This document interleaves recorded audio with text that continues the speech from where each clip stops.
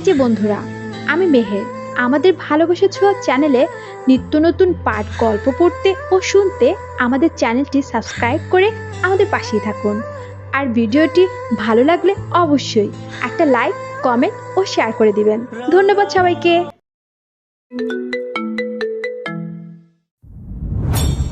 লাবিব চিন্তাও করতে পারেনি এমন কিছু শুনবে। মাথাটা ভো ভো করছে, তার চোখ জুড়ে বিস্ফোরিত হয়ে স্থির হয়ে গেছে। কানটা থেকে ফোনটা আস্তে আস্তে নামিয়ে থপ করে রকিং চেয়ারে বসে পড়ল। এবার তো পুরোপুরি নিশ্চিত শায়দ গুরুতর কোনো পরিকল্পনা করে বসে আছে। একটু আগে ফাহিমের নাম্বারে কল দিয়েছে লাবিব, কিন্তু কারণবশত ফোনটা বন্ধ ছিল, কলটা যায়নি। লাবিবের কাছে আরও একটি নাম্বার ছিল, যেটা দিয়ে কল করতেই ওপাশ থেকে কেয়ারটেকার ছেলেটা রিসিভ করে। নাম হ্যালো, কে? আমি লাবিব খান্দাকার বলছি, ফাহিমের কলিগ। ফাহিমকে একটু পাওয়া যাবে? আমি ওর পার্সোনাল নাম্বারটাই ট্রাই করছি, কিন্তু ওটা বন্ধ। ভাইয়া তো হাসপাতালে, আপনি কিছু জানেন না? লাবিব আশ্চর্য, কি বলছে এসব? হাসপাতালে মানে? লাবিব অস্থিরভাবে বলল, না তো, হাসপাতালে কেন? ওর কি হয়েছে? হুম। হাঁটুর লিগালমেন্ট ছিঁড়ে গেছে। ভাইয়া তো 6 মাসের জন্য পঙ্গু, কোনো রকম হাঁটাচলা করতে পারবে না। পিঠের সিদ্ধানা দিয়ে ঠান্ডা কিছু বয়ে গেল তার। লাবিব চোখ মুখ কঠিন করে স্থির চোখে থমকে গেছে। কেয়ারটেকার ছেলেটা আরও কিছু তথ্য জানিয়ে শেষমেশ কলটা কেটে দেয়, কিন্তু লাবিব তখনও স্বাভাবিক হতে পারেনি। ধপ করে রকিং চেয়ারে বসে পড়ল। অবান্তর চিন্তাগুলো শুলের মতো বিঁধতে থাকে। শাহিদ কোনোভাবেই চাচ্ছে না ওর অতীতের ঘটনা বর্তমানে এসে প্রভাব ফেলুক। তার মানে এটুকু নিশ্চিত, ফাহিমের মাধ্যমে ফিয়া শেখের ঘটনা সম্পূর্ণ গোপন রাখতে চাইছে।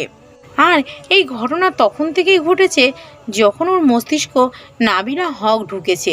হয়তো আপাত দৃষ্টিতে শাহিদের কর্মকাণ্ড দেখলে যে কোনো মানুষ প্রচণ্ড ক্ষেপে যাবে, কিন্তু এর গুঁড়ো সত্যটা একবার ধরতে পারলে মানুষ সব কিছু খাপে খাপ বুঝতে পারবে। এটুকু বোঝার জন্য অবশ্যই ধৈর্য দরকার। এই ধৈর্যটাই ওর প্রতি কেউ দেখাতে পারল না। রাগী স্বভাব ও খিটখিটে মেজাজটার জন্য কেউ ওর অবস্থা দুদণ্ড বুঝতেও চায়নি কি চাইছে শাহিদ। লাবিব ফোনটা নিয়ে ফাহাদের নাম্বারে কল বসালো। ফাহাদ কলটা রিসিভ করলে লাবিব ম্লান গলায় বলল, ফ্রি আছিস? ফাহাদ পিসির সামনে বসে অফিসের ফাইল চেক করছিল। কলটা লাউডে দিয়ে বলল, হ্যাঁ বল। লাবিব রকিং চেয়ারে গা ছেড়ে বিমর্ষ গলায় বলল, ভালো লাগছে না বন্ধু। আমি বুঝতে পারছি না কি করলে ঝামেলাটা মিটমাট হবে। চতুর্দিক থেকে প্রবলেম ফেস করছি, বাট সলিউশন বলতে কিছু পাচ্ছি না। মাউস নাড়ানো হাতটা থামিয়ে ফেলল ফাহাদ। চট করে দৃষ্টি সরিয়ে ভ্রু কুঁচকে বলল, সব ঠিক আছে তো? তোর টোন এমন শোনাচ্ছে কেন? কি হয়েছে? Is everything alright? লাবিব চোখ দুটো বন্ধ করে নিস্তেজ সুরে বলল, নাথিং ইজ রাইট। ফাহিম হাসপাতালে। একটু আগে ওর কেয়ারটেকারের সাথে কথা বললাম। ডান পায়ের লিটমেন্ট ছিঁড়ে গেছেই, কাজটা হকি স্টিক দিয়ে করা। ফাহাদ ভ্রু দুটো আরও কুচকে শেষমেশ পিসিটাই বন্ধ করে দিল। লাউডে থাকা ফোনটা কানে চেপে অদ্ভুত স্বরে বলল, আমি একটা ব্যাপার বুঝতে পারছি না লাবিব, আমাকে কাইন্ডলি বুঝিয়ে বলতো। ও কি নাবিলার প্রতি কোনো রকমভাবে সিরিয়াস? যদি সিরিয়াস না হয় তাহলে এরকম আচরণ করছে কেন? এরকম আচরণ তো ফিমার বেলায় করেনি। বলতে পারলাম না, ও আমার কাছে কিছুই খুলে বলে না। ইচ্ছা হলে 2-1 প্রশ্নের জবাব দেবে, না হলে চুপ করে থাকে। ফিমার কেস পুরাই আলাদা। ফিমা নিজ থেকে ছালচুতারি করে ওর সাথে গান্ডেক হয়, কিন্তু নাবিলা তো একেবারে অন্য ধাতের মানুষ। সেদিনের কথাবার্তার দ্বারা এটুকু বুঝে গিয়েছি, ও ফিমার মতো শয়তানি চিন্তাভাবনা নিয়ে থাকে না। ওর মনটা স্বচ্ছ, ও সবাইকে বুঝতে জানে কথায় কথায়। আরও একটা ব্যাপার বুঝতে পেরেছি, ও শাহিদের প্রতি অ্যাট্রাক্টিভ না। এটা তো অসম্ভব মার্কা কথা বলছিস। ফিমা যেখানে প্রথম দিন আসতে না আসতেই সাইদের রুমে লুকোচুরি শুরু করে দিয়েছিল, সেখানে নাবিলার মধ্যে এত কিছু তুই আইডেন্টিফাই করলি? আমি একটু হলেও মানুষ চিনি। নাবিলা হয়তো বয়সে অল্প, কিন্তু ওর কথাবার্তা, ম্যাচিউড ব্যক্তির মতো লাগি। কিছু শিক্ষিত মেয়েরা লেখাপড়া শিখি, নিজেদের বিরাট কিছু মনে করে, নিজেদের ইউনিক প্রমাণ করার জন্য মাঝে মাঝে দেখবি আলগা ঢং করে কথা বলে। ওটাকে বলে নেকা। এই ন্যাকামো আমি ফিমার মধ্যে দেখেছি, কিন্তু নাবিলার মধ্যে কিছুই দেখিনি। মেয়েটা ওর বয়স অনুযায়ী যথেষ্ট ম্যাচিউড। সামনে দেখিস আরও ম্যাচিউড হবে। আজকেই ফার্স্ট শুনতেছি দোস্ত, কোনো মেয়ে যে সাইদের গুলোগুলোর নজরে দেখে না, এটাই প্রথম। এই পর্যন্ত যা যা কেস দেখেছি সেই অনুপাতে বিবেচনা করলে নাবিলা সব কিছু পাল্টে দিল। ফাহাদ, মেয়েদের ছোট করবি না। তোর এটা মাথায় রাখা দরকার, হাতে 10টা আঙুল এক সমান না। সব মেয়েরাই যে ড্যাব ড্যাব করে তাকাই থাকবে এটা ভাবা ভুল। কেউ না কেউ অবশ্যই এমন হবে যে আমাদের চিন্তার বাইরে আচরণ করবি।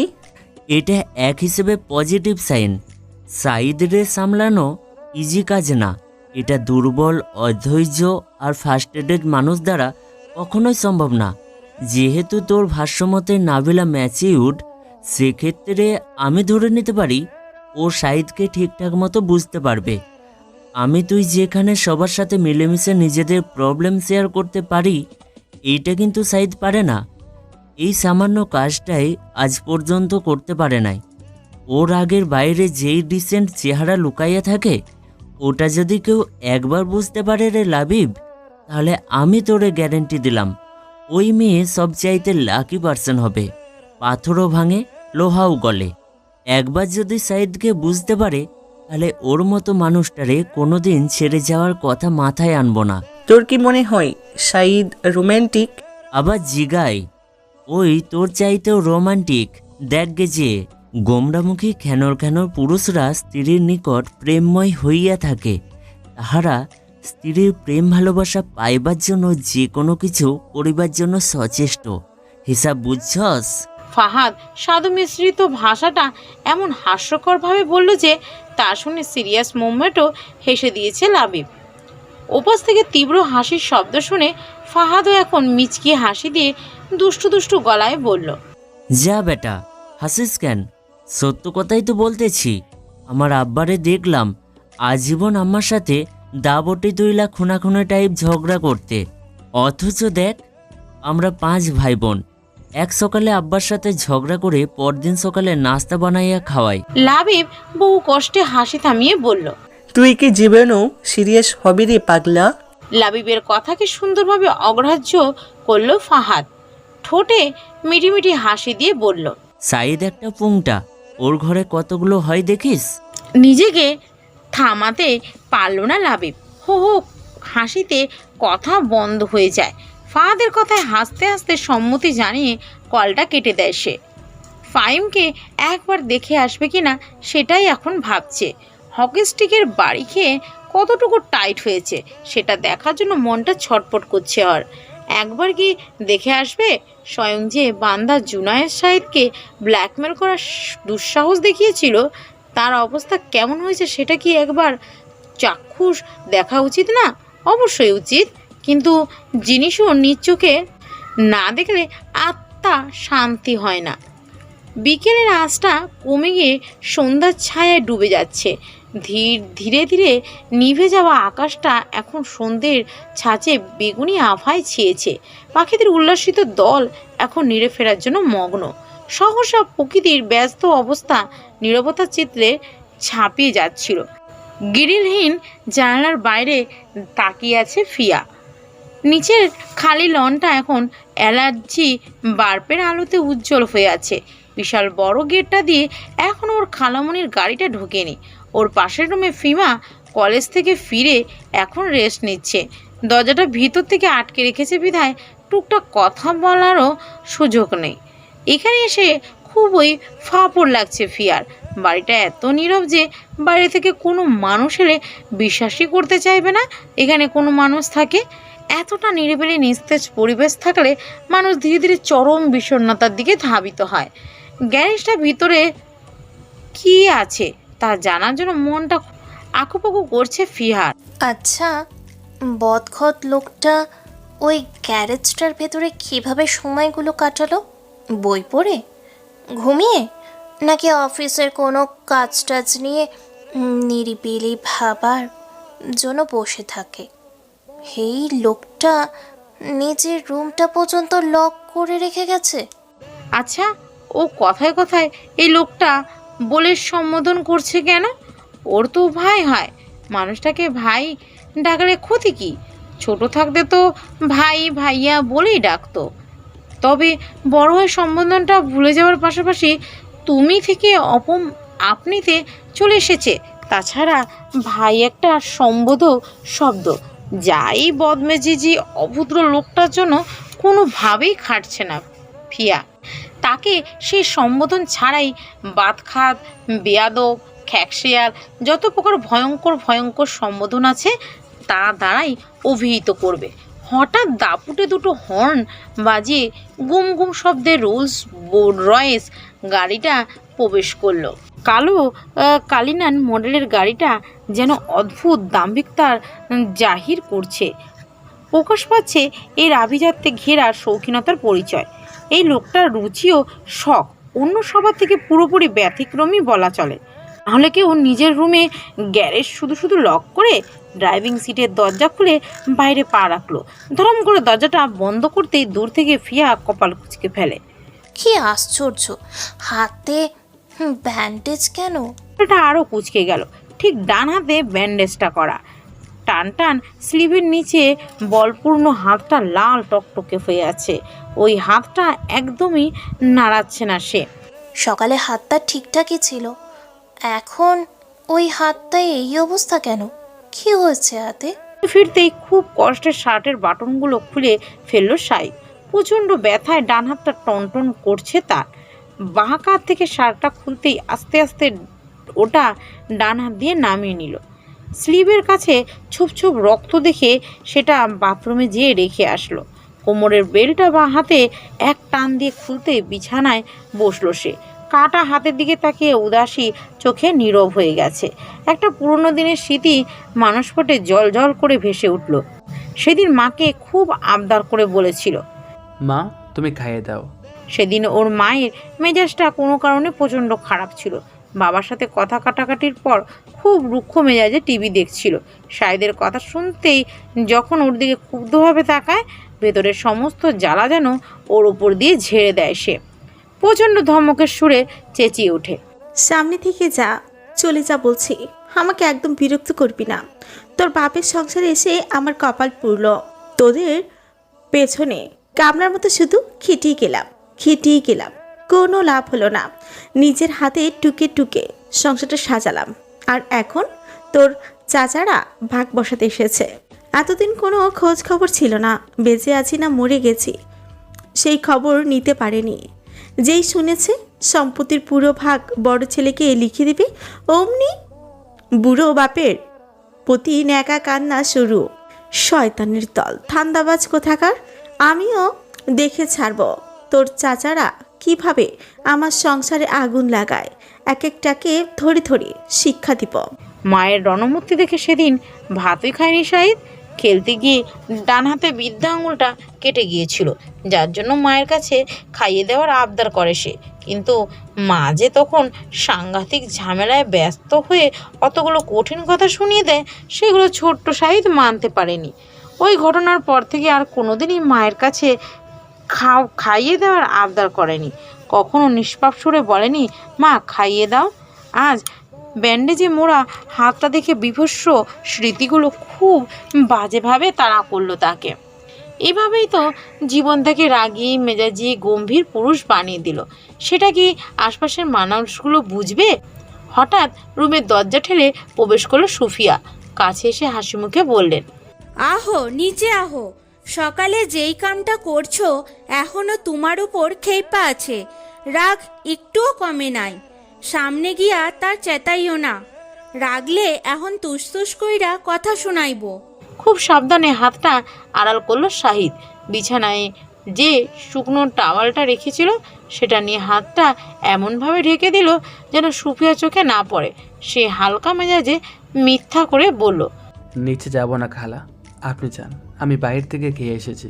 সুফিয়া অবাক হন, বিস্ময়সূচককে বলেন, কি কও এগুলি? তুমি বাইরে খাওন খাইছো? আমার তো তোমার কথা বিশ্বাস হইতাছে না। তোমার না বাইরের খাওন খাইলে শরীর খারাপ করে, বমি হয়? আচ্ছা ঠিক আছে, খাওন লাগবো না, তুমি নিচে আহো। টুকটাক কথা না কইলে সহজ হতে পারবা না।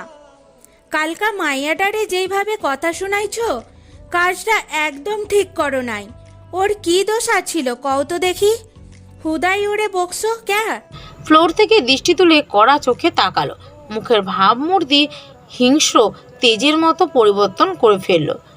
আমার মাথাটা কন্ট্রোলে নেই খালা।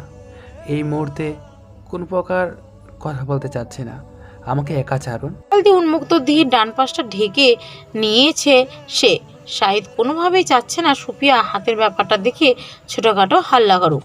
ওর অবস্থা দেখলে ভদ্রমহিলা একদমই স্থির থাকবেন না, উল্টে বিপিটা বাড়বে। সুফিয়া মনটা খারাপ করে বাইরে চলে গেলেন। বাথরুমে ঢুকে ক্লথ হ্যাঙ্কারে টাওয়ালটা ঝুলিয়ে আস্তে আস্তে ব্যান্ডেজটা খুলে ফেললো শাহিদ। অসহ্যকর ব্যথায় ওর ভেতরটা কুড়ে কুড়ে ছিঁড়ে যাচ্ছে, অথচ বাইরে থেকে তার সুশ্রী মুখটা দেখলে কেউ ন্যূনতম অবস্থাও আন্দাজ করতে পারবে না। অবশেষে ব্যান্ডেজটা উন্মুক্ত হয়ে হাতের তালুতে গভীর ক্ষতটা ফুটে উঠল। 3 ইঞ্চির মতো ডেবে কেটেছে তালুটা। হালকা চাপ দিলে এখনই বুঝি তরতাজা রক্ত বেরোবে। ও হাতে কি করে স্টিচ করাবে? সকাল সকাল উঠেই ফিয়া থম মেরে আছে। আজ নাকি প্রাইভেট টিউটর এখানে এসে পড়াবে। নিয়াজ মেয়ের পড়াশুনো দেখভাল করতে গিয়ে আফসানার ইচ্ছায় কাজটা করেছেন। ফিয়া নিজেও বুঝতে পারছে না ওর স্যার কিভাবে এখানে আসার জন্য রাজি হলো। যদিও স্যার ঢাকা থেকে জার্নি করে নারায়ণগঞ্জ মুখ হয়, তো ব্যাপারটা স্বাভাবিক কিছু লাগছে না ওর। 11টার দিকে আসার কথা, কিন্তু এখন বাজে 8টা। আফসানা অফিসে চলে গেছে, ফিমাও কলেজের জন্য বেরিয়ে গেছে। ফিয়া বাড়ির বাইরে সকালের মিঠে রোদটা মাথায় নিয়ে ঘুরে ঘুরে চারপাশটা দেখছিল। এটা বাড়ির ডান দিকের অংশ। সেখানে আফসানার গাড়িটা রাখবার জন্য আরও একটি গ্যারেজ করেছে। ওর পায়ের নিচে নরম ঘাসের আস্তরণ, মাথার উপর সুনীল আকাশের ছাদ। গ্যারেজের কাছে পৌঁছে যেতে হঠাৎ পায়ের নিচে কাটার মতো কি যেন বিঁধল। সাথে সাথে গ্যারেজের দরজাটা হাত দিয়ে দাঁড়িয়ে পড়ল ফিহা। সেখানে হাতের সাহায্যে ভর দিয়ে দাঁড়ালে পাটা উপরে তুলছিল সে, কিন্তু ফিয়া জানতো না ওই দরজাটা আলগাভাবে লাগানো ছিল, ওতে ভর দেওয়া নিষেধ। যখন মাথা ঝুঁকিয়ে পায়ের তলা থেকে ছোট্ট কাঁটাটা বের করছিল, তখন ধরাস করে দরজাটা ওর উপর পড়ে যেতে নিল। ফিয়া এই অবস্থা দেখে ভয়ে দুহাত বাড়িয়ে দরজাটা ঠেকিয়ে ফেলে, কিন্তু দরজাটা এত ভারী ছিল যে সবটুকু শক্তি দিয়েও ঠেকাতে পারছিল না ফিয়া। বাইরে থেকে জগিং করতে করতে ভিতরে ঢুকছিল শাহিদ। হাঁপিয়ে ওঠা শরীরটা কয়েক সেকেন্ডের জন্য জিরাতে নিলে হঠাৎ তার দৃষ্টি গ্যারেজের দিকে পড়ল। ফিয়া চিৎকার করে খালা খালা বলে ডেকে যাচ্ছে। অবস্থা বিপন্ন দেখে এক নিঃশ্বাসে দৌড় লাগালো। শাহিদ পিছন থেকে এক ধাক্কা দিয়ে ফিয়ার হাত থেকে দরজাটা উঁচু করে ফেলল। ফিয়া আকস্মিক এই কাণ্ড দেখে লম্বা লম্বা নিঃশ্বাস নিতে কয়েক পা পিছিয়ে গেল। ওই ব্যান্ডেজ করা হাতটা দিয়েই সজোরে ধাক্কা মারল শাহিদ। ধপাস করে দরজাটা গ্যারেজের ভিতর পড়ে গেল। বুক ভরা দম ছাড়ল সে। ফিয়া ভয় কাতরে ভঙ্গিতে চুপ হয়ে গেল। হঠাৎ চোখ দুটো শাহিদের দিকে পড়ল। ডান হাতটা খুব ঝাঁকাচ্ছে সে, প্রতিটা ঝাঁকানির তারে তারে তরতাজা রক্ত ঝরছে। ফিয়া চরম বিস্ময় নিয়ে শাহিদের দিকে দ্রুত এগিয়ে গেল। নিঃসংকোচে হাতটা টেনে নিয়ে চোয়াল ঝুলালো সে। তালুর মধ্যখানে ক্ষতটা দেখে নির্বাক চোখে শাহিদের দিকে তাকায়। ঢোক গেলে মূঢ় ভঙ্গিতে জিজ্ঞেস করে, আপনি ডাক্তার দেখাননি? নির্বিকার মুখে হরিণী চোখ দুটোয় তাকে রইল শাহিদ। কোনো জবাব দিল না সে। ফিয়া তার নীরবতা দেখে আবারও ক্ষতটার দিকে দৃষ্টি রাখে। শাহিদ হাতটা সরাতে চাইলে খপ করে কবজিটা ধরে ফেলল ফিয়া। চিকন চিকন ভ্রু দুটো সহসা খিচিয়ে তেজালো স্বরে বলল, এক এক সবারটা সাইডে রাখুন। আমি আপনার অ্যাটিটিউড দেখার জন্য মোটেও রাজি নই। একটু আগে আমার জন্য হাতটা আরও বেশি জখম করেছেন, তাই মানবতার খাতিরে এখন হিসাব চুকাতে চাচ্ছি। আমার সঙ্গে আসুন, আমি ব্যান্ডেজ করে দিচ্ছি। মুখটা গোমরা করে হাঁটা দিল ফিহা। বাঁ হাতের মুঠোয় শাহিদের ডান কবজিটা ধরে আছে ও। যদিও ফিয়ার ছোট্ট মুঠোর ভিতরে বলবন্ত হাতটা কোনোভাবেই আটছে না, তবুও প্রভুত্বের মতো ভঙ্গি করে ধরে আছে কবজিটা। পিছু পিছু আসা শাহিদ ওর অবস্থা থেকে কী প্রতিক্রিয়া দেবে বুঝতে পারছে না। কাঁধের নিচে পড়ে থাকা এতটুকু একটা মেয়ে তার উপর ছটাস ছটাস হুকুম জ্বালাচ্ছে। ঠাস করে একটা চড় মারলে এখনই 2 রাত জলে পড়বে। আর তাকে এখন চমৎকার করে বলল, খ্যাক খ্যাক অ্যাটিটিউড। হ্যাঁ আচ্ছা, এই খ্যাক খ্যাক কথাটার মানে কি? ওকে কি বুঝালো এটা দিয়ে? ফিয়া তাকে বিছানায় এনে বসালো। আলমারি খুলে ছোট্ট প্লাস্টিকের বক্সটা এনে মুখোমুখি হয়ে বসলো। হাতটা নিজের কোলে টেনে তুলো দিয়ে জায়গাটা পরিষ্কার করাতেই একবার মুখ তুলে তার চেহারা দেখার জন্য তাকায়। কিন্তু আফসোস, এই লোকের মুখে কোনো যন্ত্রণার ছাপ নেই। এই প্রথম কোনো মেয়ের স্পর্শ অনুভব করছে শাহিদ। যতবার তুলো দিয়ে ক্ষতর মুখে বুলি দিচ্ছে, চিনচিনে ব্যথাটা খুব গাঢ় করে হচ্ছে। মুখের অভিব্যক্তি দেখে বুঝবার উপায় নেই কতটা ব্যথার মধ্যে ঝুঁকে আছে সে। আঙ্গুলের মাথায় মলম দিয়ে জায়গাটা সপ্তপনে ছুঁয়ে দিল ফিহা। দাঁতে দাঁত খিচে এমনভাবে বুলাচ্ছে যেন নিজের আঘাতে মলম লাগাচ্ছে ও। ফিহা নরমভাবে শুধালো, হাতটা কিভাবে কেটেছেন? প্রশ্নের গলাটা শুনে একটু ভাবনায় পড়ল শাহিদ। জবাবটা কি দেবে? কিছুক্ষণ আপন মনে চিন্তা করে কিছুটা গমগমে সুরে বলে, ঠিন ঢুকেছিল। অপ্রত্যাশিত কায়দায় চোখ তুলে তাকালো ফিহা। মলম দেওয়া হাতটা আচমকা থামিয়ে হাসিহীন মুখটার পানে হতবাক চোখে তাকিয়ে রইল। সত্যি কি জবাবটা দিল?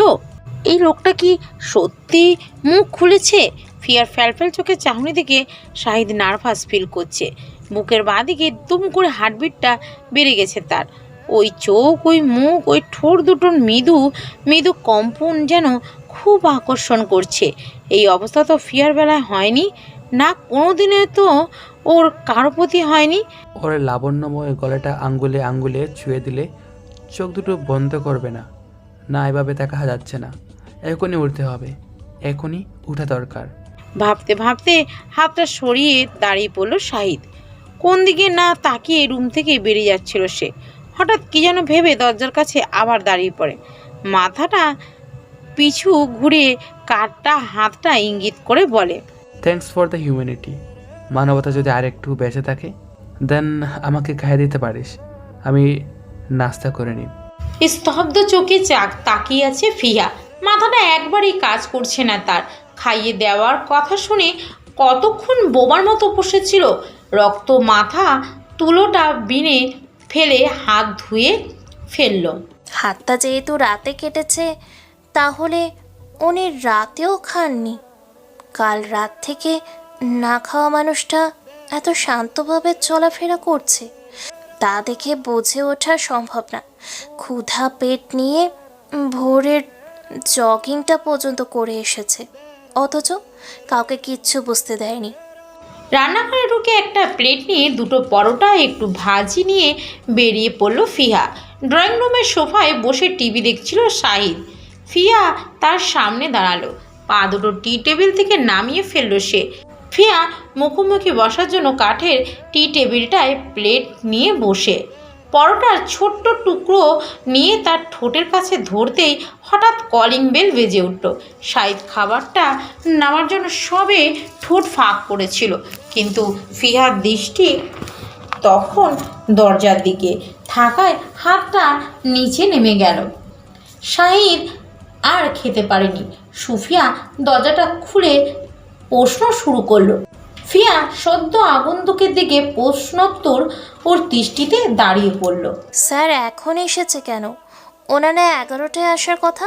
ফিয়া প্লেটটা ওখানেই রেখে সুফিয়ার পাশে গিয়ে জিজ্ঞাসা চোখে চাইল। সালাম দিয়ে কিছু বলার পূর্বে আগন্তুক ব্যক্তি হাসি হাসি মুখ করে বললেন, কি অবস্থা ফিহা? খালামনের বাসায় কেমন আছো? ফিয়া অপ্রস্তুত ঠোঁটে হাসি তাকালো, কণ্ঠস্বর নম্র করে বলল, ভালো আছি স্যার, আপনি কেমন আছেন?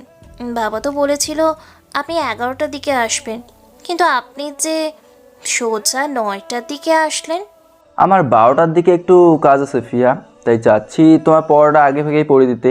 তোমার কি এখন অসুবিধা হবে? না স্যার, আসুন, আপনি ভেতরে বসুন।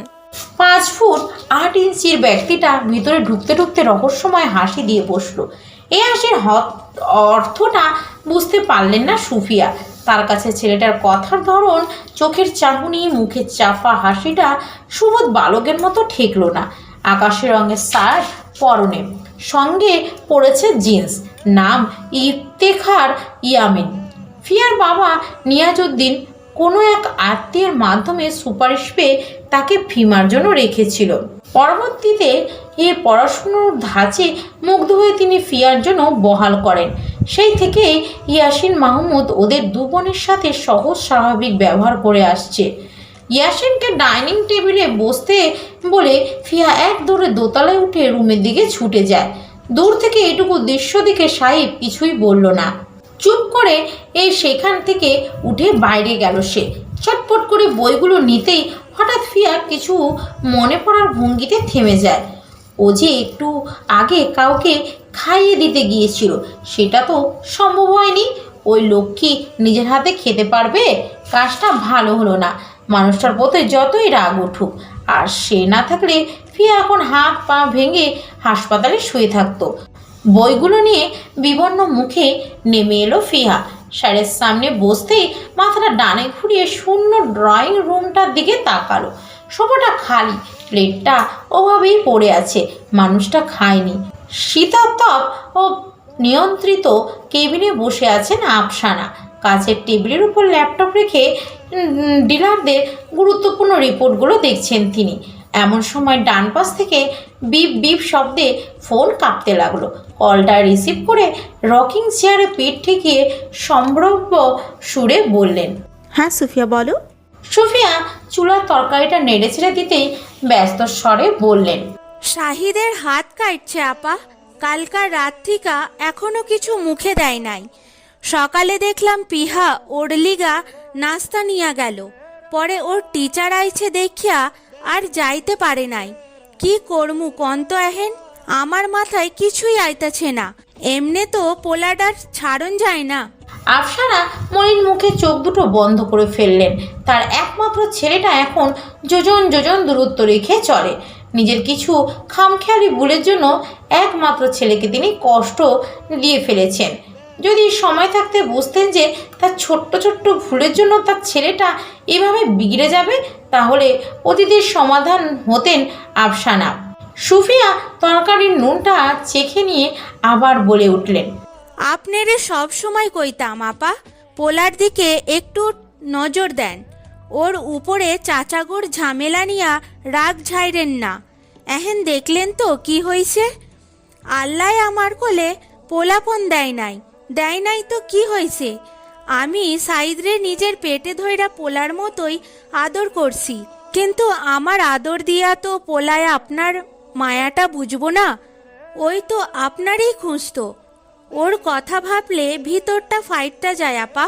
লগের বন্ধুগুলি কি সুন্দর হইচই কইরা বেড়ায়, আর সাহিদ চুপচাপ হইয়া একলা বইয়া থাকে। চোখের কোণ ঘেঁষে গরম কিছু গড়ে পড়ছে আফসানার। মরহুম শ্বশুর যদি দুহাত ধরে শেষ ইচ্ছা প্রকাশ না করত, তাহলে ব্যবসাটার দিকে কখনো তিনি ঝুঁকতেন না। তখন সংসারের অবস্থা আহামরি সচ্ছল ছিল না। সাইদের বাবার সেনাবাহিনীতে যোগদানের ফলে সারাটা বছর প্রায় সেখানেই থাকতে হতো। এদিকে শ্বশুরের পূর্বপুরুষের ব্যবসাটা দেখভালের জন্য যোগ্য, বিশ্বাসী এবং সৎ মানুষের দরকার ছিল। সাইদের দুই চাচা অর্থলোভী, মিথ্যাবাদী এবং নিকৃষ্ট হওয়ার ফলে শ্বশুরমশাইয়ের কাছ থেকে শেষ ভরসাটুকু পায়নি। ফলস্বরূপ ব্যবসার একমাত্র দায়িত্ব তিনি বড় বউয়ের হাতে বুঝিয়ে একদিন শেষ নিঃশ্বাস ছেড়েছিলেন। সেই থেকে আজ অবধি রক্ত মাংস এক করে ব্যবসাটা তুঙ্গস্পর্শী জায়গায় দাঁড় করিয়েছেন আফসানা। আর শ্বশুর মশাই বেঁচে থাকলে ব্যবসার অগ্রগতিটা দেখে কি খুশি না হতেন। কিন্তু ছেলেটা এরকম কেন হলো? আফসানা চোখের পানি মুছে প্রসন্ন মুখে বললেন, তুমি না থাকলে আমার উপায় হতো না সুফিয়া। যেই অবস্থার ভেতর আমি ছিলাম, সেখানে শক্ত হাত না পেলে এতদূর আসা সম্ভব হতো না। আমার ছেলেটাকে কোনোদিন আয়ার মতো বড় করনি। সবসময় দেখেছি নিজের বুকে পিঠে মানুষ করার মতো স্নেহ দিয়েছ, কিন্তু ও যে মুখ বুজে আমাকেই খুঁজতো, আমাকেই চাইতো। আমি তো টেরই পাইনি। ওর চাচাগুলোর যন্ত্রণায় আমি আমার ছেলেটাকে কষ্ট দিয়ে এসেছি। কি ভুলটাই না করলাম। আল্লাহ আমাকে একদিক দিয়ে সব দিলেও অন্য দিক দিয়ে কমিয়ে দিয়েছেন। ছেলেটা বড় হয়ে গেল সুফিয়া, নিজে নিজে চাকরিও জুটালো। মুখ ফুটে বলেনি মা আমার এটা লাগবে ওটা লাগবে, সব কিছু একা একা দেখতে গিয়ে আজ নিজের কাটাকুটি নিয়েও কিচ্ছু বলে না। আমি কি করব সুফিয়া? মাথা তো আগের মতো গেলে না। সুফিয়া চুলার আঁচটা কমিয়ে দিয়ে রান্নাঘর থেকে বেরিয়ে এলেন। ডাইনিং রুমের ফ্যানটা ছেড়ে সুশীতল হাওয়ার চেয়ারে বসলে অবসন্ন সুরে বললেন, বয়স তো কম হয় নাই, এইবার একটা মাইয়া খুঁজা বিয়া দেন আপা। বিয়া করলে আস্তে ধীরে পোলা ঠিক হইয়া যাইব। বিয়ে দেওয়াটা কঠিন কাজ না সুফিয়া। সমস্যা হচ্ছে মেয়ে পছন্দ নিয়ে। ও কেমন মেয়ে পছন্দ করে, কী ধরনের সঙ্গী চায়, এইসব কখনো আমার সাথে আলোচনা করেনি। 25 তো কবেই পেরিয়ে গেছে। আমি যে মেয়ে পছন্দ করব তা কি ওর পছন্দ হবে? সুফিয়া ফিচেল এসে ফোনটা এই কান থেকে ওই কানে চেপে নিলেন। কথাটা এবার লাইনে এসেছে। সুযোগের উপর সদ্ব্যবহার করে দারুণ ঘুঁটি চালিয়ে বললেন, এইগুলি নিয়া ভাবেন আপা, বাড়ির মাইয়া থাইক্কা আপনি বাইরে তাকাইতে যান। আফসানা হুট করে পেটটা সোজা করে বসলেন। কথার ইঙ্গিতটা ধরতে পেরে প্রশ্নসূচক বলল, তুমি ফিমার কথা বলছো? তাহলে শুনে রাখো সুফিয়া, আমার ওকে একদমই পছন্দ না। মুখে মুখে তর্ক করা বউ আমি চাই না। আমার বাড়ির বউ হবে আমার মতন, পেটে এক মুখে এক, এই ধরনের কালচাপ আমি চাচ্ছি না। আহা, আপনি ফিহার দিকে নজর দেন কেন? ঘরে কি আর মাইয়া নাই? একটা কথা হইমু রাখেন আপা, ফিহা যদি পৃথিবীর শেষ মাইয়াও হইয়া থাকে তবু শাহিদের আমি বিয়া করতে দিমু না।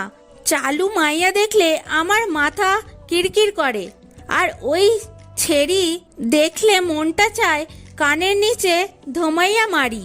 তাহলে কি তুমি ফিহার জন্য কথা বলছিলে? হ্যাঁ, মাইয়া তো মাশাল্লাহ দিলে হাতে পায়ে লম্বা হইয়া গেছে। আবার দুজনের মধ্যে লুতুপুতু ঘটনাও লক্ষ্য করি। আপনি নিয়াজ সাহেবের লগে এখনই কথা কইয়া দেখেন হে কি কয়। দিবে না সুফিয়া? বোনজামাই কিছুদিন আগে একটা ভালো সম্বন্ধ ফিরিয়ে দিল। মেয়ে দুটোকে অনার্স পাস না করিয়ে বিয়ের কথা ভাবে না। ও মা, তাই বইলা মাইয়া বিয়া দিত না? এখনকার যুগে বিয়া করানো মাইয়া বাপের বাড়ি থাইকাই পড়াশোনা করতেছে, কাবিন কইরা রাখলে সমস্যা কি? না সুফিয়া, কাবিনের কথা তুললে বোনজামাই অন্য কথা দিয়ে ভুলভাল বুঝাবে। আমি চাই না সম্পর্কটা নষ্ট হোক। ফিমার বিয়েটা না হওয়া পর্যন্ত ফিহার ব্যাপারটা নিয়ে কথা তুলতে চাচ্ছি না। আপদটার আগে বিদায় হোক। সুফিয়া আরও কিছুক্ষণ কথা সেরে কলটা কেটে দিলেন। এটুকু বুঝতে পারলেন আফসানার মনেও ফিয়াকে নিয়ে কিছু না কিছু চিন্তা ভাবনা আছে।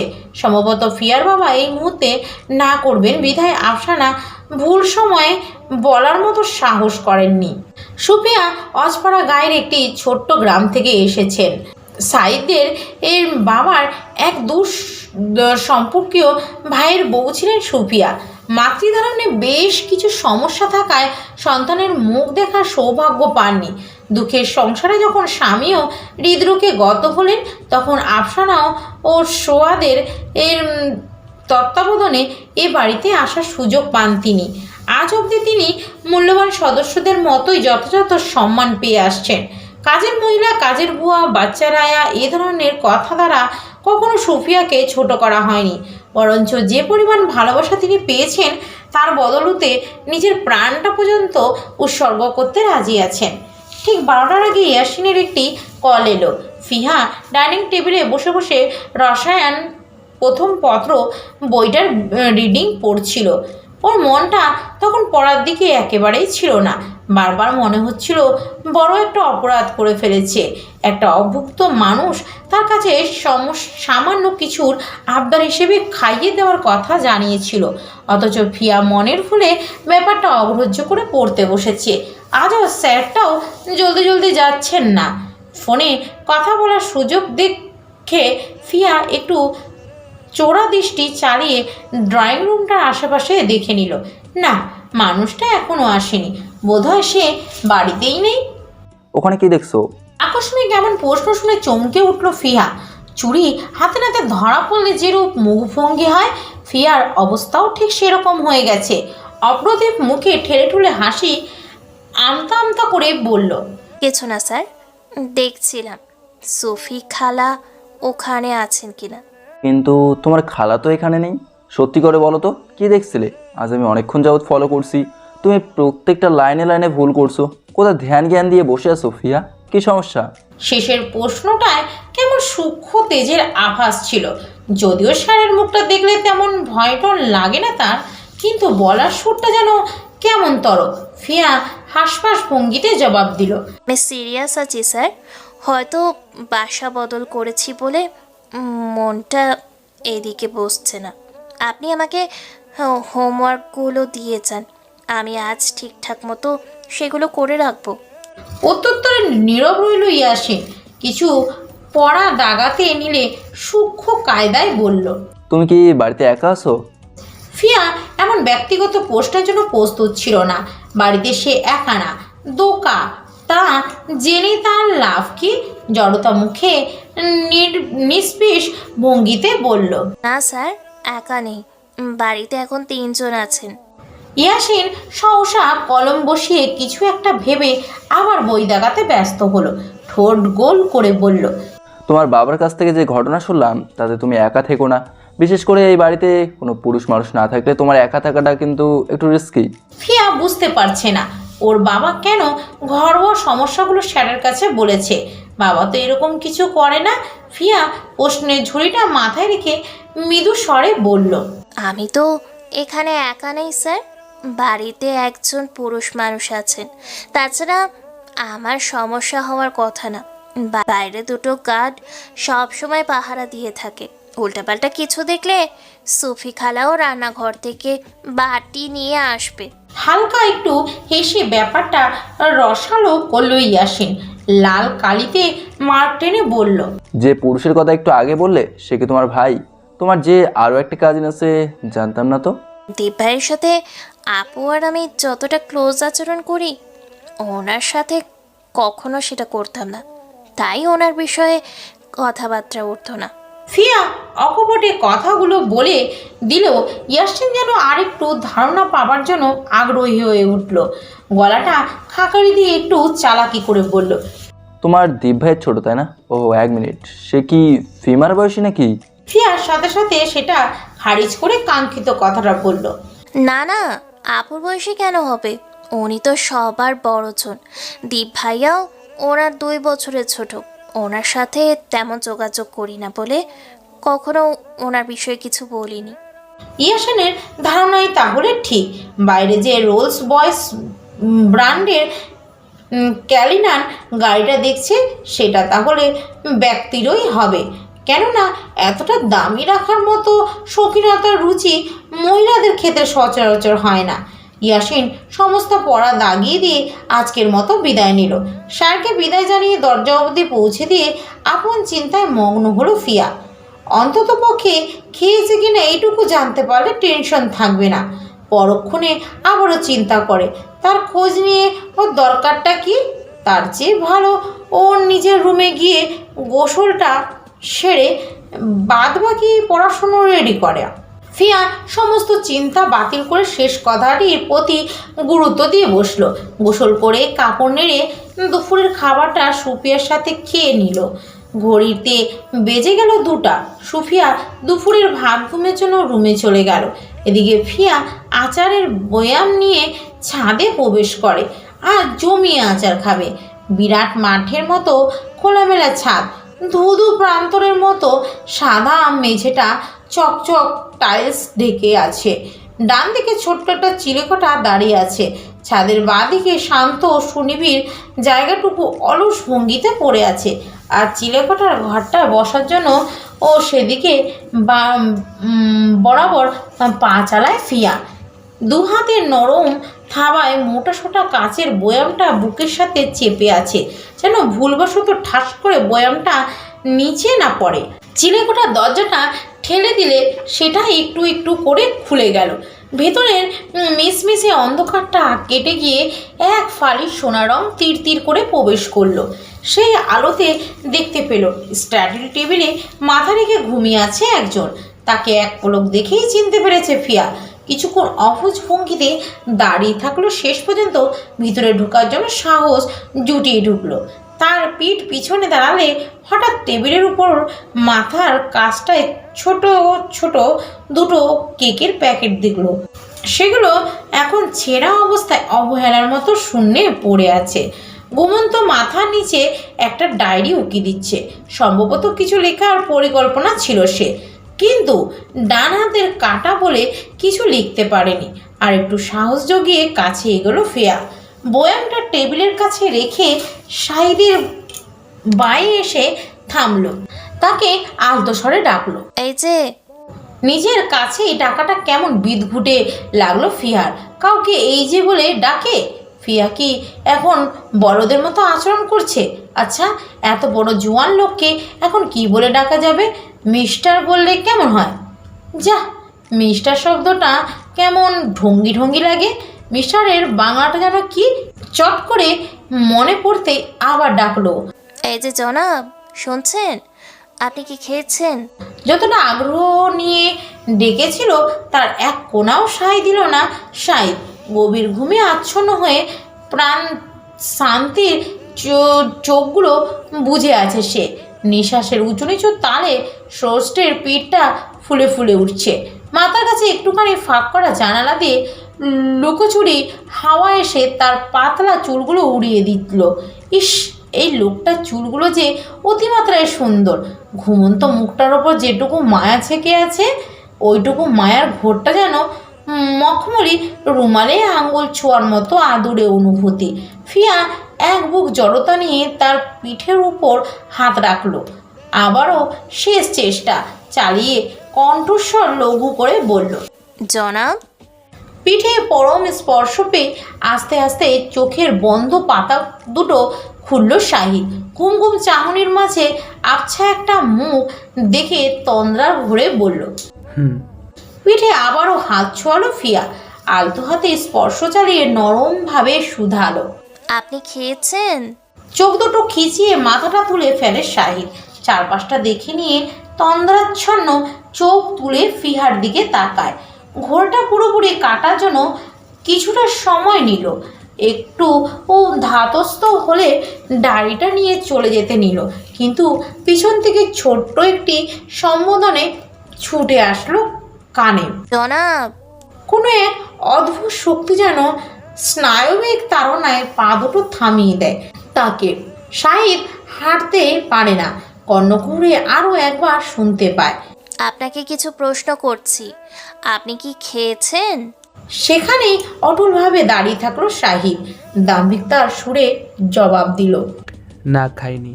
আবারও যেতে উদ্যত হলে মেয়েটির সুরটা যেন জোর খাটিয়ে বলল, এই দাঁড়ান একটু। সাইদ দাঁড়ায়, মাথাটা পিছু ঘুরিয়ে কারণটা বোঝার জন্য তাকায়। ফিহা ততক্ষণে বয়াম তুলে তার পিছু পিছু এসে বলে, চলুন, দুপুরের খাওয়াটা স্কিপ করতে হবে না। আপনি রুমে গিয়ে গোসলটা সেরে নিন, আমি ততক্ষণ খাবারটা গরম করে আনছি। কথোপকথন শুধু এতটুকুই ছিল। এতটুকু বলে ফিহা ছাদ থেকে বেরিয়ে গেল। দরজার কাছে তখনও মুক্তির মতো দাঁড়িয়ে থাকে সাইদ। এই যে ছোট ছোট আদেশগুলো, কথাগুলো, টুকটাক জোরগুলো দেখিয়ে যাচ্ছে, ও জানা না ওর কোমল প্রভাব বুকটা ঠিক কোথায় গিয়ে লাগতেছে। ফিহা 10 মিনিটের ভেতর খাবার নিয়ে রুমে দোরগোড়ায় হাজির হয়। টুকটুক শব্দ করে বাইরে থেকে শুধায়, আমি কি আসবো? Come inside. ভিতরে প্রবেশ করে বরকে যায় ফিহা। কি আশ্চর্য কাণ্ড! পুরো রুমটা দিনের বেলাতে এমন অন্ধকার করে রেখেছে কেন? সে কি আলো সহ্য করতে পারে না? বিছানার বেড সাইডে পিঠ টেকেই বসে আছে সাইদ। ফিহার রুমে অন্ধকারময় অবস্থা দেখে প্লেটটা রাখতে রাখতে বলল, আপনি কি আলো সহ্য করতে পারছেন না? রুমটা এমন ভুতুড়ে করে রেখেছেন কেন? আমি পর্দাগুলো সরিয়ে দিচ্ছি। আমার অন্ধকার ভালো লাগে না। আপনার জন্য যে কই মাছটা আনা হয়েছে সেটাই অন্ধকারে বাছা অসম্ভব। বলে পিহা এক নিমেষে ভেতর পর্দাগুলো 2 হাতে সরিয়ে দিল। রুমের সবটুকু অন্ধকার এক লোকমায় উজ্জ্বল হয়ে দেয়ালে দেয়ালে আলো ছড়িয়ে পড়ল। তাই গ্লাসটা সজোরে টেলে গুরুত্বপূর্ণ কাজটায় ব্যস্ত হলো পিহা। প্লেটটা নিয়ে চটপট বাদ মাখিয়ে মানুষটার টোটের কাছে এক লোকমা ধরল। টোটগুলো পাক করে বহু যুগ পর কারো হাত থেকে খাবারটুকু খেয়ে নিল সাইদ। স্মৃতিতে ঝাপসা ঝাপসা মনে পড়ল ক্লাস 4 থাকতে শেষবার বোধহয় মায়ের হাতে খেয়েছিল।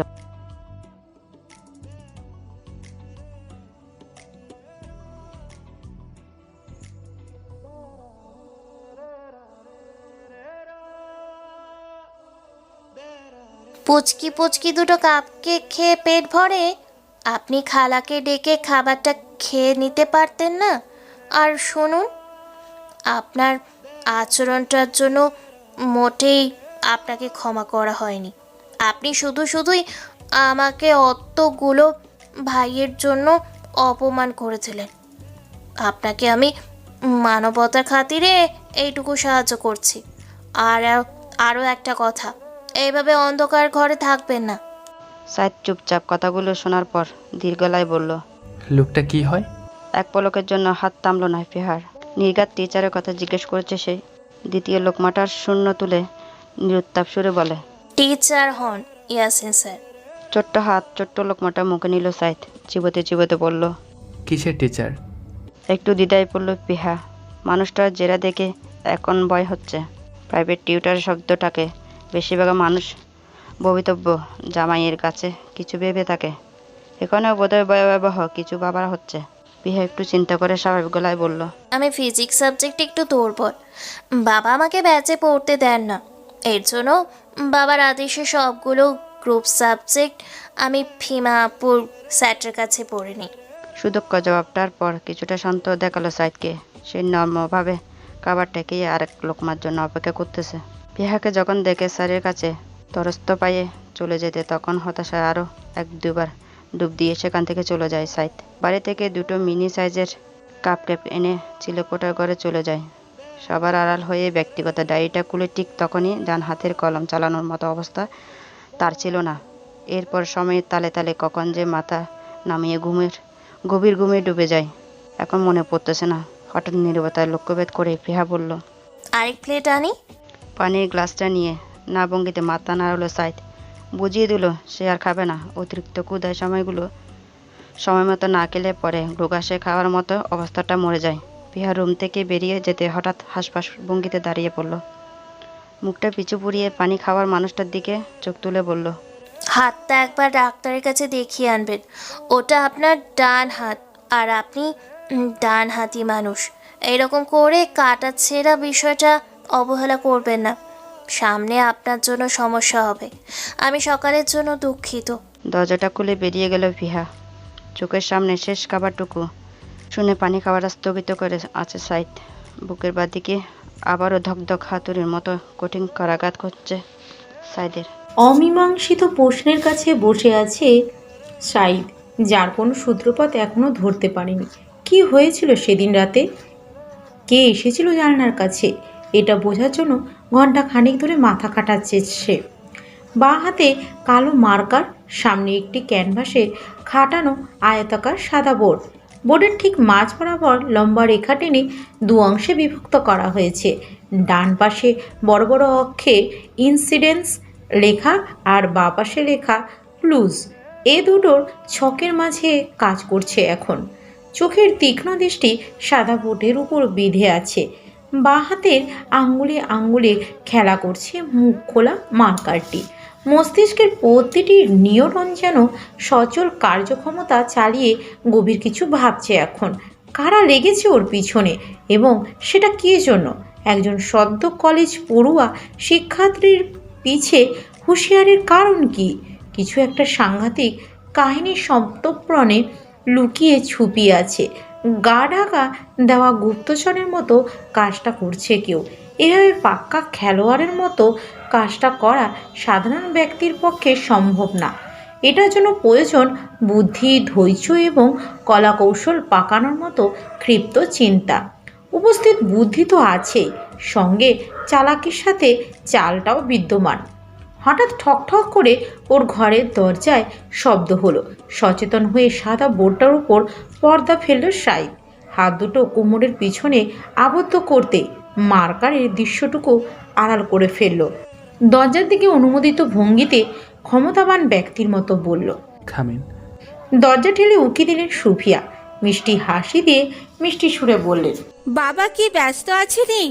এই একটা মানুষের কাছে কখনো দম্ভপূর্ণ আচরণ করে না শাহিদ। মন থেকে গভীর শ্রদ্ধা করে সে। ঠোঁটে মৃদু হাসির ছটা টেনে ভিতরে আসতে বলে, আসুন, আপনার জন্য অবশ্যই ফ্রি আছে। সুফিয়া দরজা ছেড়ে ভিতরে ঢুকে বলেন, তুমি কি ফিহার ব্যাপারটা একটু দেখবা? মাইয়াটার উপর কোন জানোয়ার জানি কুনজর দিচ্ছে। ওর বাড়িতে কে জানি চোরের মতো আইছিল। আমার তো শুইনাই ডর করতাছে শাহিদ। যুগ জামানা ভালো না, আবার মাইয়াটারও জোয়ান, কখন কি হইয়া যায় কখন তো যায় না। এই বাড়িতে এখনো সমস্যা দেখে নাই, কিন্তু ঘটতে কতক্ষণ? শাহিদ স্পষ্ট সুরে বলেন, আপনি কি চাচ্ছেন ওর ব্যাপারটা নিয়ে আমি কিছু করি? সুফিয়া দেরি না করে বললেন, হ, এইটাই চাইতাছি। তোমার উপর চোখ বন্ধ কইরা বিশ্বাস করতে পারমু। এখন কথা হইল গিয়া, তুমি কি কাজটা করবা? আমি পুলিশের লোক না খালা, সাধারণ একটা জব করা মানুষ আমি। এ ধরনের প্রবলেমের জন্য পুলিশ র্যাব আছে। আপনি আপনার মাননীয় আপাকে বলুন সেজন্য সোর্স খাটিয়ে কোনো একটা ব্যবস্থা করে দেন। আমি এসবের জন্য কিছু করতে পারবো না। সুফিয়া রুষ্ট হলেন। অনেক আশা নিয়ে শাহিদের কাছে হাজির হয়েছেন। এই সমস্যাটার কুল কিনারা ধরবার জন্য চৌকস বুদ্ধি প্রয়োজন, যেটার জন্য তিনি এখন পর্যন্ত শুধু শাহিদের মধ্যেই দেখে আসছেন। সুফিয়া আরও একবার মুখ তুলে আকুতির স্বরে বললেন, বাবা দেখ, আমি কিন্তু শুধু শুধু চিন্তা করতেছি না। তুমি এইটাও ভালা কইরা জানো, তোমার সুফি খালা বেহুদা জায়গায় সময় নষ্ট করণের মানুষ না।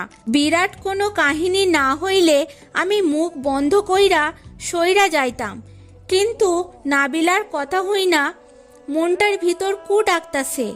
কোন চামারের বাচ্চার কামটা করতাছে সেইটা তো জানি না। জিন আত্মা হইলে এই সব আকাম করব, এইটাও হুদা কথা। জিনেরা অকালে শরীর অসুস্থ কইরা দেয়, ইচ্ছা হইলে মাইরা ফেলাইব, নাইলে অন্য কোনো কাম কইরা যাইব। কিন্তু ওর কথা শুইনা মনে হইতাছে এইখানে জটিল কিছু লুকাইয়া আছে। পুলিশের কাছে গেলে যদি মীমাংসা হইয়া যাইত, আমাগোর গেরামে 3 খুনের মামলায় আসামির খালি হাতে ছাইরা দিত না। সুফিয়া নিজের মতামত জানিয়ে কাঙ্ক্ষিত ব্যক্তির দিকে উত্তরের জন্য তাকিয়ে আছেন। আজও তার মুখটা সদা সর্বদার মতো নীরব। এটাকে বিচক্ষণতার কথা না বলে চিন্তাশীলতার কথা বলে বোধ হয় খাপে খাপ মানায়। শায়দ এখন চিন্তাই করছে অবশ্য। সুফিয়ার দিকে আরও কিছুক্ষণ তাকিয়ে থেকে স্পষ্ট সুরে জানালো, খুবই দুঃখিত, এই ধরনের কর্মকাণ্ডের প্রতি আমার বিশেষ কোনো আগ্রহ নেই। এই মুহূর্তে অবশ্যই কিছু ম্যাটার নিয়ে আমি বেশ ঝামেলার মধ্যে আছি, তাই কিছু করতে পারছি না খালা। আপনার আপা একজন রিনাউন্ড বিজনেসের মোস্ট পাওয়ারফুল ব্যক্তি। তার হাতে এমন কিছু কানেকশন নিশ্চয়ই আছে যেটা দ্বারা আমার চেয়েও দ্বিগুণ কাজ করার ক্ষমতা রাখেন। আমার মতো নর্মাল একজন চাকরিজীবী ছেলের পক্ষে এগুলো দেখানো সম্ভব না। পরাস্ত মুখে নিভে গেলেন সুফিয়া। আশাহত চোখে আর কিছু না বলে বেরিয়ে গেলেন তিনি। অকপটে আচরণটার জন্য মনে মনে খারাপ লাগাটা বেড়ে গেল শাহিদের। নিঃশব্দে শ্বাস ছাড়তেই সাদা বোর্ডটার দিকে ঘুরল। আগে সে যাচাই বাছাই করবে, প্রমাণ দাঁড় করাবে, কারণ উদ্ঘাটন করবে, তারপর বিষয়টা সুফিয়ার কাছে বলতে যাবে। তার আগে তো অবশ্যই নয়। রাতের খাওয়াটা একটু আগে শেষ হয়েছে সবাই এখন নিজ নিজ ঘরে শুয়ে বিশ্রাম নিচ্ছে। আলুগুলো জ্বলছে ঠিকই, কিন্তু ঘুমের জন্য প্রস্তুত হয়নি। ফিয়া হোমওয়ার্কের লেখাগুলো শব্দ করে টেবিল থেকে কেবল উঠতে যাচ্ছিল, তখনই খাতার পাশে জোরে জোরে ফুল সাউন্ডে মোবাইল ফোনটা বাজতে লাগলো। রিরি করে বিদ্যুতের শব্দটা সব বন্ধ করে ফোনটা কানে চাপলো সে। রুমের দরজাটা বন্ধ করে বিছানা ঝাড়তে ঝাড়তে বলে, কী রে, সূর্য কোন দিকে উঠলো? আজ তুই আমাকে কল দিয়েছিস? আমার কিন্তু বিশ্বাস হচ্ছে না। আচ্ছা বল, কেমন আছিস? কলেজে যাস? কলটা দিয়েছে সাফা, ফিয়ার একমাত্র কাছের এবং প্রাণপ্রিয় বান্ধবী। সাফা কথা শুনে বেজার মুখে বলল, তুই তো নবাবজাদের বেটি, তুই আমাকে কল দিবি কেন? তুই তো আমাকে ভুলেই গেছিস। খালার বাসায় যে গেলি একটি বারো কল দিয়ে বলেছিস কেমন আছিস দোস্ত? তোদের মতো কিছু জোচ্চোর ফ্রেন্ডের জন্য ফ্রেন্ডশিপটা একদম ব্রেকআপের মতো ফিল দেয়। ফিয়া বুঝতে পারল সাফা রেগে আছে, অথবা কোনো কারণে বফের সাথে খাটোমোটো কিছু চলছে। সে হাসি দিয়ে বলল, অত চেয়েছিস কেন? আমি কি ইচ্ছে করে কাজটা করেছি? এখানে এসে সব কিছু কাজ করতে করতেই সময় তীর তীর করে চলে যায়, টেরই পাই না কখন সকাল হলো আর কখন রাত। আচ্ছা শোন, কলেজে কিছু বলেছে? সাফা কোমর বেঁধে বলার জন্য উদ্গ্রীব হয়ে বলল, সেই জন্য তো তোকে বেহায়ার মতো আমি ফোনটা দিলাম, তুই এক খাটাস। ফোন তো দূরে থাক, কবে যে খালার বাড়ির টপ খালি সেটাই তো বললি না। সে কথা বাদ দে, যে জন্য কল দিয়েছি সেটা শোন। কলেজ থেকে আগামী বুধবারে নবীনবরণের জন্য আয়োজন করেছে, বিশাল বড় আয়োজন করেছে। কলেজের বড় গেট থেকে শুরু করে ভেতরে ছোটোখাটো গেট পর্যন্ত বাঁশ টাঙিয়ে সাজাচ্ছে। এবার নাকি আমাদের কলেজের জেলার পরিষদের লোকজন আসবে, সেই জন্য হেড ম্যাডাম তাদের জন্য হেভি প্রস্তুতি নিচ্ছে। আমি একটু আগে সুবর্ণা, রিমা আর ইলার সাথে কথা বললাম, সবাই শাড়ি টাড়ি কেনার জন্য এখনই লিস্ট করে ফেললো। আমাদের 5 জনের গ্যাংটা কিন্তু শাড়িই পরবে, এর মধ্যে তুইও সামিল। কী রে, তুই শাড়ি পরবি না? ফান্দে পড়ল ফিয়া। এই জীবনে শাড়ি নামক বস্তুটির সাথে একেবারেই যোগাযোগ হয়নি। এমনকি ফিমাও শাড়ি পরাটা নিয়ে ব্যাপক নাক ছিটকায়। শাড়ির মতো ফালতু অসহ্যকর পোশাক দ্বিতীয়টা হয় না। এটা নাকি মেয়েদের জন্য এক প্রকার অত্যাচার। ফিহা দ্বিধাগ্রস্তে বলল, আমি তো শাড়ি টাড়ি কিছু আনিনি, তাছাড়া আমার তো কোনো শাড়িও নেই। শাড়ি না পরলে হয় না? জোর দেখিয়ে বলল সাফা। চর লাগাবো, পরবি না মানে? আমরা সবাই শাড়ি পরে যাব আর তুই বসে বসে মুড়ি খাবি? তোর বড়লোক খালাকে বল এক্ষুনি একটা লাল টুকটুকে শাড়ি কিনে দিতে, সঙ্গে 2 মুঠো রেশমি চুড়ি, কানে মাঝারি রঙের ঝুমকো, মাথায় পরার জন্য আর্টিফিশিয়াল ফুলের মুকুট। যা একটু খালার কাছে যেয়ে বল, তোর খালা না তোকে মেয়ের মতো আদর করে, তাহলে এইটুকু করতে সমস্যা কি? আমি পরবো না সাফা, প্লিজ। এইসব নিয়ে খামোকা লেকচার দিস না। খালামণি আমাকে আদর করে বলে তার কাছে এইসব চাইতে হবে? এগুলো কী ধরনের লজিক? সে আমাকে আদর করে বলে শাড়ি কিনে দেওয়ার সাথে সম্পর্ক কি? আমি কি আসাইরা জিনিস দিয়ে তার ভালোবাসা মাপবো? সাপে একটু দমে গেল। ভুল একটা কথা বলে ফেলেছে সে। কেন যে সঠিক কথাটা বলতে যে অন্য বাক্য বলে ফেলে, সাফা শুধরানো গলায় বলল, দেখ, আমি সেটা বলছি না, আমি শুধু বলেছি খালা তো আমাদের আপন মানুষ, তাদের কাছে কিছু চাইতে তো কোনো ক্ষতি নেই। তাছাড়া আমিও তো আমার খালার কাছে প্রত্যেক ঈদে ঈদে জামা কাপড় নিচ্ছি, সেখানে তুই আবার সেলফ রেসপেক্ট বজায় রেখে এইসবের আবদার করতে চাস না, সেটা তো সমস্যা। কিন্তু এবার তো অকেশনটার উছিলাই কিছু বলতে পারিস।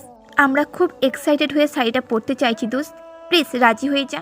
খালামণিকে বল কাজটা করে দিতে, অথবা আমার এখান থেকে আম্মুর একটা শাড়ি চুজ করে যা। 2টা অপশন দিচ্ছি ফিহা, ভেবে দেখ কোনটা তোর জন্য বেস্ট হবে। আজ রবিবার যাচ্ছে, ওকেশনটা বুধবারে, এইটুকু সময়ের ভেতরে ডিসিশনটা নিয়ে ফেল। দ্বিধায় পড়ল ফিয়া। চট করে শাড়ি পরার কথাটা বলবে কি না বুঝতে পারছে না। দেখি, একবার হলেও ব্যাপারটা নিয়ে খালামণি বা বড় আপুর সাথে খোলামেলা কথা বলা দরকার। ফিয়া ঠোঁট কামড়াতে কামড়াতে বিছানা ঠিক করে বলল, তোকে আমি কাল বলি, আজ একটু ভাবতে চাচ্ছি। চট করে বলে দিলে পরে দেখা গেল বিরাট সমস্যায় পড়লাম। আমি তো কোনো শাড়ি আনিনি। আবার ফিমা আপুও শাড়ি টাড়ি পরা নিয়ে খুব তাচ্ছিল্য করে। সবটা ভেবে দেখি কি করা যায়। ঠিক আছে, কালই জানা, বেশি দেরি করিস না। সব কিছু কনফার্ম থাকলে টাইমটাও ফিক্সড করে দিস। কখন রওনা দিবি সেটাও বলে দিলে তোর জন্য নারায়ণগঞ্জ থেকে আসতে ইজি হবে। আচ্ছা, আমি জানাবো। আমি খালামণির সাথে কথা বলে দেখছি। এখন তাহলে রাখি, কাল সকালের দিকে কল দিচ্ছি।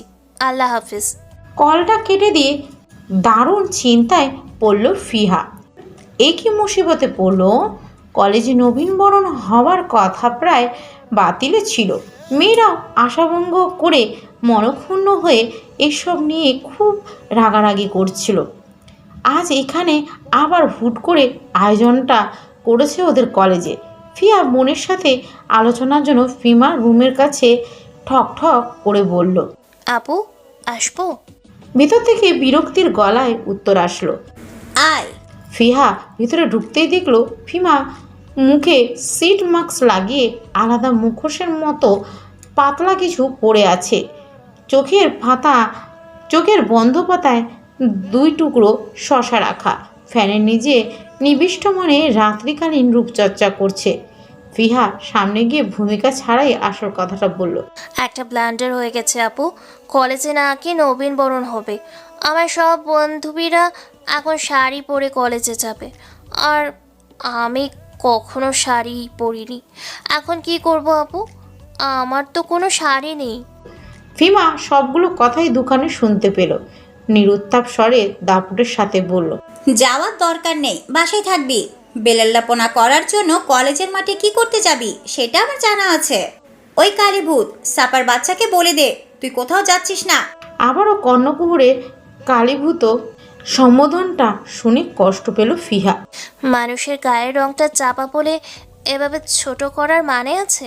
কেন যে ফিমা আপু ইডেনের মতো ভালো একটা প্রতিষ্ঠানে পড়াশুনো করা সত্ত্বেও এইরকম বিশ্রী ধরনের মন মানসিকতা পুষে রাখে?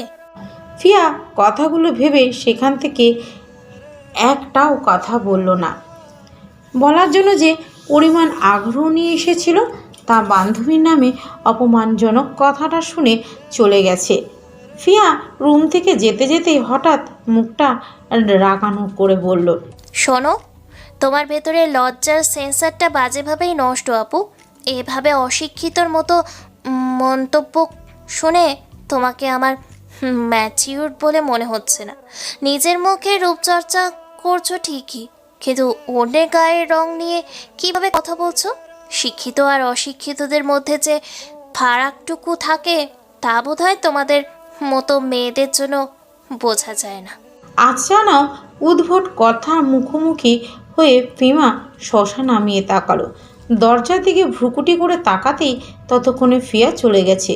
মুখটা বিকৃতি করে সিট মাস্কটা এক টানে মেরে তুলে ফেলে। সজোরে সেটা নিক্ষেপ করল ফ্লোরে। শূন্য দরজার দিকে কেমন ক্রোধের চোখে তাকিয়ে আছে তা যদি একবার জানতে পারতো ফিহা, তাহলে বুঝতে পারতো নিজের ফিমা আপুটা কুসমিন কালেও তাকে দেখতে পারে না। মনে মনে ঝাঁঝালো, মন্দ বাক্যগুলো দাঁত খিচিয়ে বলল, শয়তান কোথাকার, তুই আমাকে সেন্স শিখাতে এসেছিস? 2 মিনিট এখানে দাঁড়িয়ে থাকলে তোকে সেন্সের ভাষাটা বুঝিয়ে দিতাম, জানোয়ার। মুখটা বিবর্ণ ক্ষুণ্ণ ও ভরাকান্ত করে চলে এলো ফিহা। কাউকে তুচ্ছ করতে মানুষের কি আনন্দই না লাগে। ধিক্কার ওইসব মানুষকে যারা অন্যের বাহ্যিক রূপটা দেখে তাচ্ছিল্য করার হিম্মত রাখে। কতটুকু নির্লজ্জ হলে একটা মানুষকে উগ্র সম্বোধন করতে আনন্দ পায়। একটা ঘটনা হঠাৎই মনে পড়ে গেল ফিহার। সেদিন এসএসসির পরীক্ষার রেজাল্ট দিয়েছে বলে ফিয়া হাসি খুশি আনন্দে সাফাকে সঙ্গে নিয়ে নিজের বাসায় আসে। 2 বান্ধবী টিভির রুমে তখন সোফায় বসে গল্পগুজবে ব্যস্ত ছিল। এমন সময় কোত্থেকে ফিমা তার আধুনিক ছলাকলা নিয়ে সেখানে উপস্থিত হয়। কোনো রকম সংকোচ ছাড়াই এমন অপমানজনক কথা বলে। সেদিনের পর থেকে আর কোনোদিন সাফা ওদের বাসায় যায়নি। কি লজ্জার ব্যাপার! ফিয়া নিজের রুদ্ধ অবস্থা ও খারাপ লাগাটা সহজে ফিমার কাছে প্রকাশ করে না। বড় বোন বলে যেটুকু সম্মান ও শ্রদ্ধাবোধ থাকা প্রয়োজন তার জন্য কড়া ভাষায় কিছু বলার জন্য ও নিজেরই রুচিতে বাঁধে। আজ কেন যে অতগুলো শক্ত কথা বলে এসেছে তা সঠিক জানা নেই ওর। 1 বোতল পানি আনার জন্য সিঁড়ি দিয়ে নামতে নামতে ওসব চিন্তা করে। টেবিলের দিকে নজর পড়ল। একা একা ব্যান্ডেজ করা হাতটা নিয়ে চামচ নাড়ছে শাহেদ। প্লেটে অল্প কিছু ভাত সঙ্গে যেটুকু তরকারি নিয়েছে তা চামচ দিয়ে মাখার জন্য আস্তে আস্তে নাড়াচাড়া করছে। ফিয়া জানে না এই মানুষটাকে দেখলে কেন যে তার প্রতি মায়া লাগে। ওর মনে হয় মানুষটা খুব একা, ওর মনে হয় তার কাছে কেউ নেই, সে নির্বিচারী মানুষের মতো গুটিয়ে গুটিয়ে থাকে। ফিয়া গুটিসুটি পায়ে কাছে গিয়ে প্রশ্ন গলায় বলল, আপনি এখনো ঢিলেমি করছেন? চামচ নাড়াটা থামিয়ে স্থির হলো শাহিদ। মুখটা ডানে ফিরিয়ে ফিয়ার দিকে তাকালো। কি যেন ভেবে দুপা এগিয়ে আসলো প্রসন্ন কণ্ঠে বলল, রাতের বেলা এইটুকু খাবার খান? হাতটা একটু দেখি। আপনি কি ডাক্তার দেখিয়েছেন? বলতে বলতে ফিয়া বিচলিত হয়ে একটা চেয়ার টেনে পাশে বসে পড়ল। হাতটা নিজ দায়িত্বে টেনে নিয়ে আবারও লক্ষ্য করে বলল, এবার ঠিক আছে, পারফেক্ট। ডাক্তারের চেক আপটা দরকার ছিল। কিছুদিন হাতটাকে বিশ্রাম দিবেন, ইনশাল্লাহ ঠিক হয়ে যাবে। হাতটা পুনরায় ফিরিয়ে দিয়ে ফিয়া খালি একটা বল প্লেটে নিজের ডান হাতটা ধুয়ে নিল। শাহিদ আজ করতে পারছে ও এখন কি করতে চাইছে। ওর কাছে ক্ষণিকের এই সমাদরটুকু পাওয়ার জন্য মনটা ব্যাকুল হয়ে উঠল। ফিয়া নিঃসংকোচে প্লেটটা নিয়ে যত্নের সাথে ভাত মাখাতে শুরু করলো। সেদিকে নিচু দৃষ্টি রেখে বলল, আজকে কি আপনার অফ ডে ছিল? আবারও ছোট ছোট কথাগুলো আচ্ছন্ন করলো তাকে। এভাবে কাছে টেনে দুদণ্ড প্রশ্ন করার সাহস কেউ তার প্রতি দেখায়নি। শাহিদ মৃদু স্বরে বলল, প্রথম লোকমাটা খাইয়ে দিয়ে একটু চিন্তায় পড়ল ফিহা। এভাবে প্রশ্ন করার ফলে অনেকেই তো তার প্রতি মহাবিরক্ত হয়। মানুষ তার মুখের উপর সরাসরি বলে দেয়, বাচাল কোথাকার, এত কথা বলিস কেন, চুপ কর। কিন্তু এদিকে যে উল্টো ঘটনা ঘটে আছে তা বোধহয় আন্দাজ করেনি ফিহা। কেউ যে ওর অবুঝ বাচাল বাক্যগুলি শোনার জন্য চুপ করে আছে তা ফিহা বুঝতে পারেনি।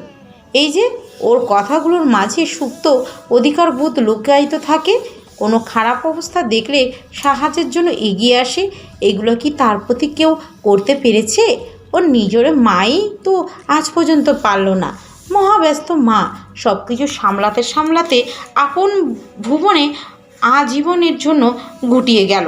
শাহিদের সরল চোখের চাহনি দেখে ফিয়া মৃদু হাসিতে বলল, খাবারটা মজা হয়েছে না? আর একটু ভাত নেন। কথাটা শুনে শাহিদ একটুখানি হাসতে চাইল, কিন্তু আন্তরিক স্বভাবটার জন্য হাসিটুকু ফুটল না। চোখের প্রসন্ন সরল চাহনিতে এমন কিছু বুঝিয়ে দিল তা দেখে ফিয়া আবারও মিষ্টি হাসি দিয়ে বলল, জোটা করবেন না, ঠিক আছে? নরম হাতে খেতে পারার যে অনুভূতি তা কত মধুর, সুন্দর, মনোরম। এই অনুভূতি আরও বাড়তে বাড়তে ওর মনটা এখন লোভাতুর হয়ে যাচ্ছে। একটা মুহূর্তের জন্য কোমল মুখটা থেকে দৃষ্টি সরায়নি শাহিদ। গতকালও যে মেয়েটির বিষয় নিয়ে চিন্তাকুলিত ছিল, আর সেই দ্বিধার মেঘে জলজলে করে সূর্যের মতো উকি দিচ্ছে। শাহিদ খাবার চিবোতে চিবোতে স্থির চোখে বলল, সামনে কি হওয়ার ইচ্ছা? ফিয়া স্থির তুলে অবাক হতে গিয়ে শেষ পর্যন্ত মৃদু হাসি ফেলল। ঠোঁটে হাসি রেখেই বলল, একজন শিক্ষিত মানুষ হওয়ার ইচ্ছা। যতটুকু শিক্ষা অর্জন করলে আমার বাবা নিশ্চিন্তে থাকতে পারবেন, ঠিক ততটুকু পড়াশুনো করতে চাই। আর কোনো ইচ্ছা নেই?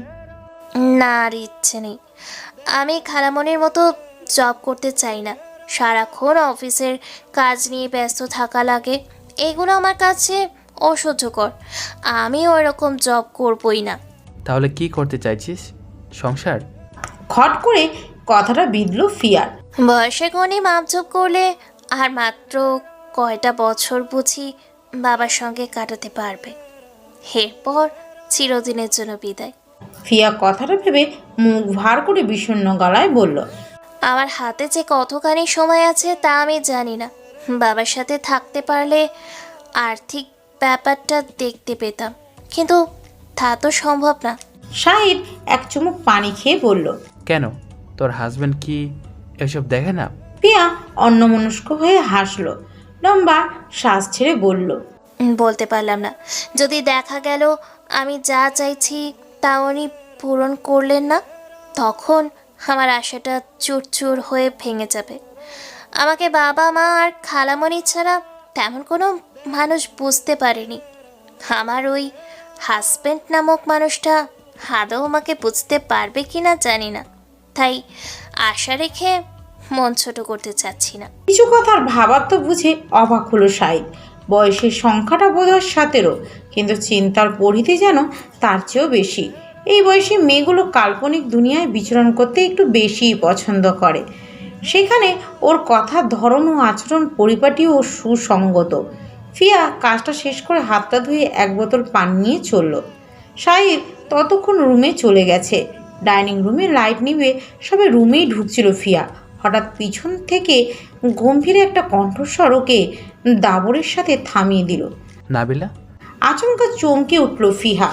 ওর দু কানের কর্ণকুর ঝংকারের মতো কি যেন বাজতে লাগলো। পিছু ঘুরে কাঙ্ক্ষিত দরজার দিকে চাইলে ঢোক গিলল ফিহা।